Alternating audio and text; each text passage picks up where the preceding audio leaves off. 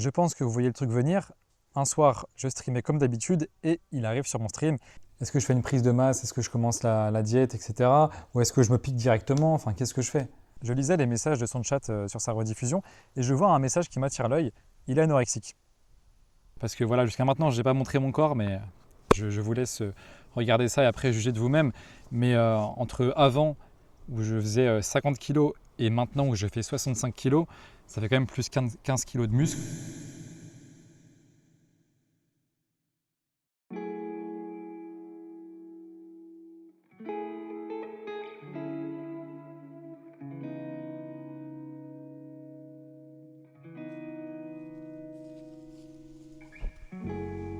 Bonjour à toutes et à tous, c'est ma toute première vidéo et aujourd'hui j'ai décidé de vous parler de mes 6 années dans la musculation.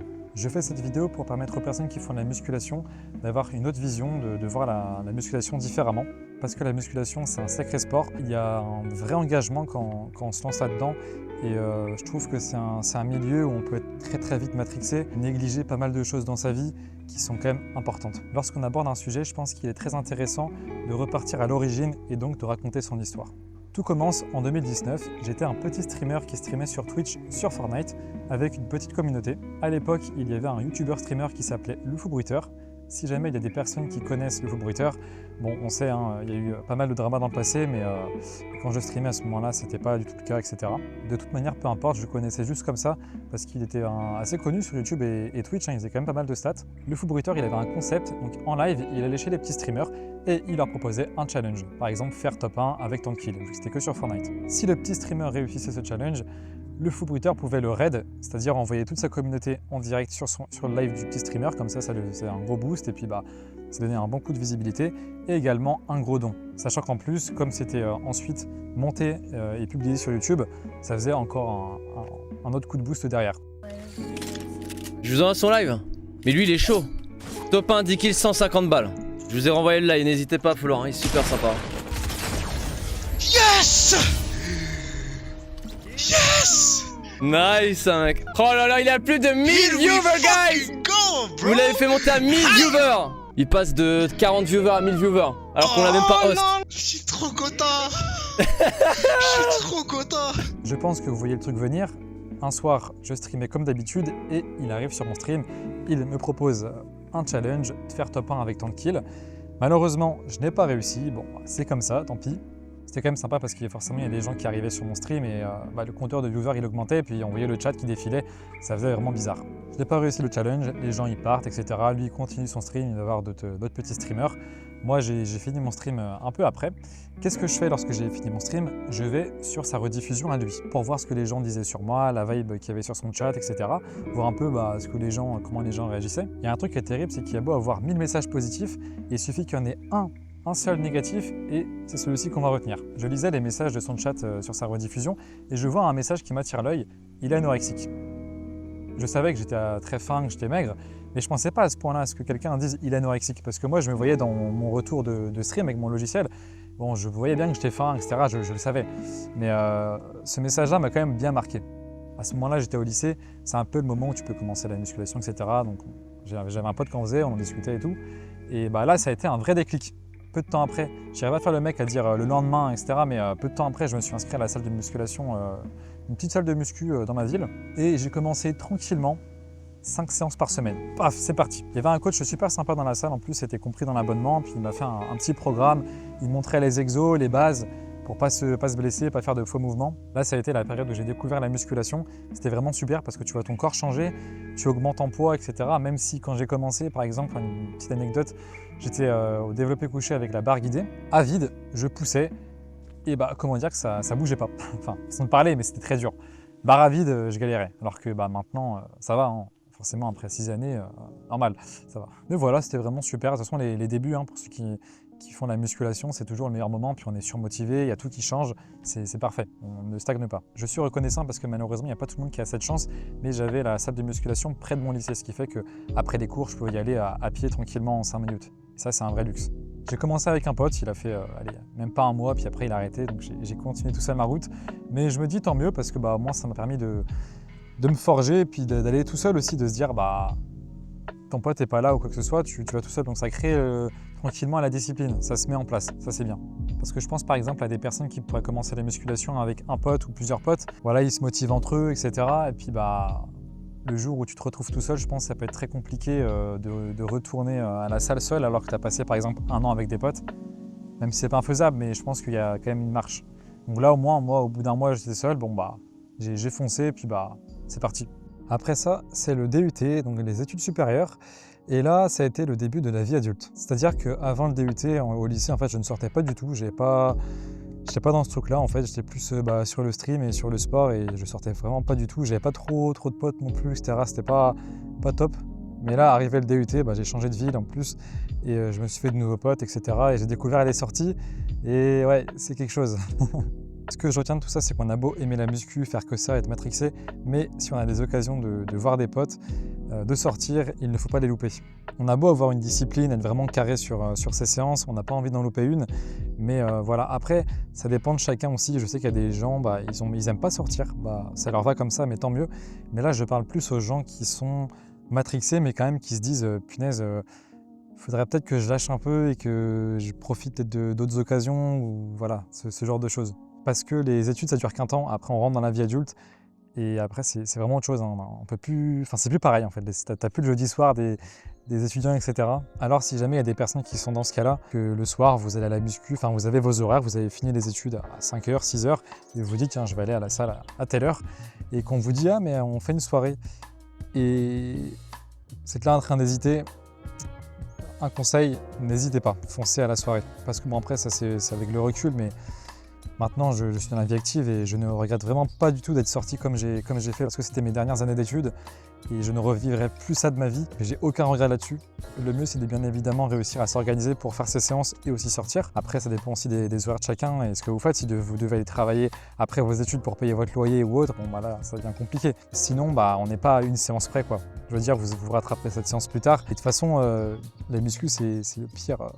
C'est le pire sport du monde, je trouve, parce que t'as beau te tuer à la salle, etc. Pour plein de raisons, tu ne pourras pas forcément avoir le physique de telle personne ou enfin le physique de tes rêves, mais ça, on en parlera à la fin de la vidéo. Donc voilà, le DUT, diplôme universitaire technologique, c'était 2 belles années, mais j'ai vraiment réussi à garder cette discipline et globalement, je me suis toujours bien organisé. Après, moi, j'allais le soir vers 21h au sport et puis je faisais en sorte aussi de ne pas faire mes séances le jeudi soir pour sortir. Donc voilà, mais donc une bonne organisation, c'est aussi très important. Enfin, ma dernière année d'études, la licence pro. Là, ça a encore été une année où je suis bien sorti, j'ai bien profité, parce qu'en même temps, c'était ma dernière année d'études, et je savais bien que je ne pourrais plus jamais revivre cela, parce que après, quand tu es dans la vie active, tu peux sortir et tout, mais c'est pas pareil. T'as pas le mood des études, tu sais qu'après les cours, tu vas sortir, tu retrouves tes potes en dehors, enfin c'est trop cool.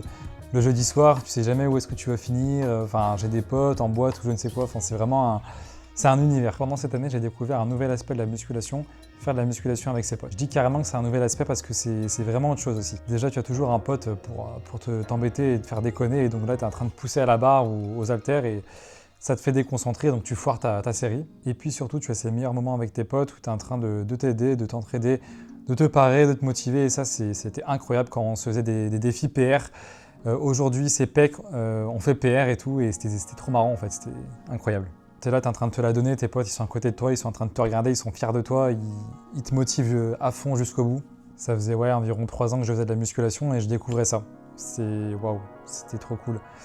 C'était la seule année où j'ai pu faire de la musculation avec des potes. Fin DUT et l'année où j'ai fait ma licence pro, j'avais vraiment cette sensation un peu de frustration parce que je stagnais au niveau de mon corps déjà, j'arrivais plus à prendre, etc. Et au niveau de mes poids. Comme beaucoup de monde, on arrive à ce stade-là, puis là, on est frustré, puis on se dit qu'est-ce que je fais? Est-ce que je fais une prise de masse? Est-ce que je commence la diète, etc. Ou est-ce que je me pique directement? Enfin, qu'est-ce que je fais? Bien évidemment, je rigole, mais voilà, on a quand même cette question. On se remet en question, puis on se dit comment je peux améliorer mes séances? Comment je peux améliorer tout ça? Puis on regarde des vidéos, etc. Bien évidemment, ce n'est pas un sponsor, un vrai garçon de Essan NFC. J'aime bien juste ce qu'il fait. Voilà, j'adore ses vidéos, elles sont qualitatives. Puis sa façon d'aborder les musculations, enfin bref, j'aime trop. Du coup j'aime bien ces t-shirts aussi, très bonne qualité, je recommande ces t-shirts oversize. Je parlais de prise de masse, diète, etc. Ça a été, pendant la licence pro, c'était ma première et seule année où j'ai essayé la prise de masse, enfin première année, j'ai fait 1 mois, Comment dire que mon corps n'acceptait pas du tout. Il avait vraiment du mal parce que je passais mon temps au shot aussi. Ça, c'est, voilà, ça faut le dire. Forcément, j'ai pas trop poussé le truc plus loin. Pardon, c'était pas fait exprès. Et j'ai arrêté après parce que vraiment, ça tenait pas. Bon, déjà, la santé, voilà, c'était pas top. Et puis, niveau économique, ça coûte de l'argent de rajouter un repas, puis des calories, etc. Ou prendre de la protéine en poudre. Ça, j'ai jamais fait, mais ça coûte de l'argent. Et surtout, au niveau du temps, ça prend tellement de temps à faire tout ça. Vraiment, chapeau et respect à ceux qui le font.